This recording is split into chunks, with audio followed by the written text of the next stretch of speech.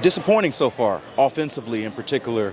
Derek Carr brought in as a big free agent signing, and I think you hope that you saw a lot of the elements that we saw in the fourth quarter of the game more consistently. Red zone has been a struggle.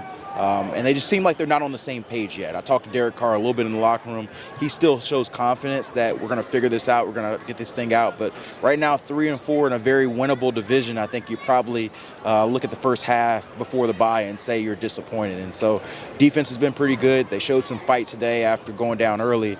But I think there's definitely a lot to be corrected, and it starts with the communication with the offense. Do you think the Saints can turn this around?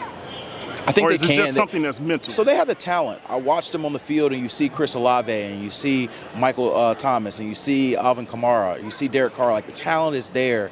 They have to figure out and make it gel. I think the offense can be a little bit more creative. They don't run a lot of play action or motion. That's something that I think they can definitely do more of. And I definitely like to put some onus on Derek Carr. He's got to play better, just point blank, period. And so I think if you look in the mirror, play caller Pete Carmichael and Derek Carr and try to figure out how we come out of this better.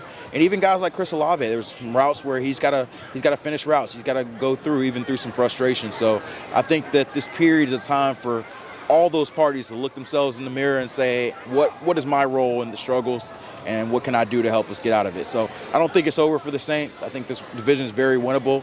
And if they turn it around in the second half, it wouldn't shock me to see them be division champs at the end of it.